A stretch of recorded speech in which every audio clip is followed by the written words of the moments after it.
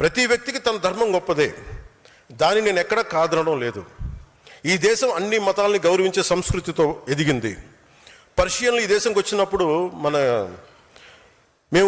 మీరు ఎలా ఉంటారు, మీరు బయట వాళ్ళు అంటే మేము పాలలో పంచదార కలిసిపోతాం. ఎలా ఉంటారంటే ఆయన పాలు తెమ్మని చెప్పి చిన్న పంచదార వేసి ఇలా కలిసిపోతాం, మరింత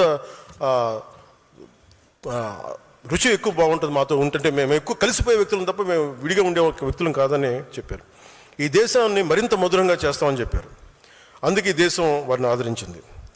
శ్రీకృష్ణదేవరాయల కాలంలో అరబ్ వ్యాపారులు గుర్రాలు అమ్మడానికి వచ్చి మాకు ప్రార్థనా స్థలం లేదు అని అడిగితే ఆయన మస్జిదులు నిర్మించి ప్రార్థనలు చేసుకునే అవకాశం కల్పించారు. ఎందుకంటే ఈ దేశ సంస్కృతికి ఇన్సెక్యూరిటీ, అభద్రతా భావం లేదు. ఈ దేశం ఎప్పుడు ఇతర మతాలకి భయపడదు. మీ ధర్మాన్ని మీరు పాటించండి అని స్థానం ఇచ్చే మహోన్నత సనాతన ధర్మం ఇది. కానీ ఆ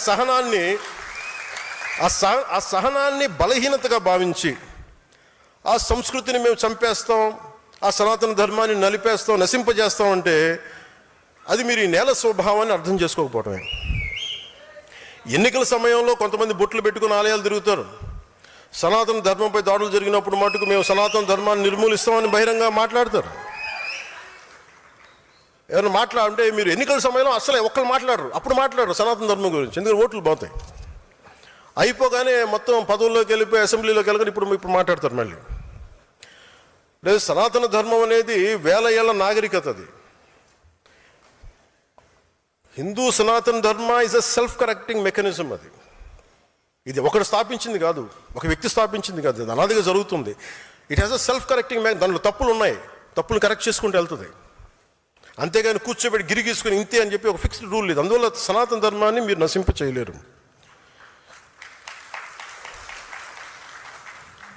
అంటే ఇది ఈ సందర్భాన్ని పెట్టుకొని అంటే మీకు ఎందుకు చెప్తున్నానంటే, ఇది మీరు అందరూ అనుకుంటారు కదా నేను ఎందుకు ఇంత బలంగా మాట్లాడతానని. అంటే ఈ సందర్భాన్ని నేను దీన్ని అర్థం చేసుకొని మీకు తెలియజేస్తాను. చాలామందికి మహానుభావులకి, సనాతన ధర్మాన్ని తిట్టే మహానుభావులందరికీ అంటే మీకు భారతీయుడు చెప్తే నచ్చదు కదా. ఎక్కడో జర్మనీలో ఉండే ఒక ప్రొఫెసర్లో లేదంటే కూర్చోబెట్టి అక్కడ కూర్చొని ఒక షోపెన్హావర్ లాంటి ఒక జర్మన్ ఫిలాసఫర్ చెప్తే మీకు అర్థం అవుతుంది. కనీసం సనాతన ధర్మం గురించి ఆయన ఏం చెప్పారు మీకు తెలియజేస్తాను. అంటే ఆయన అన్న మాట చెప్పండి,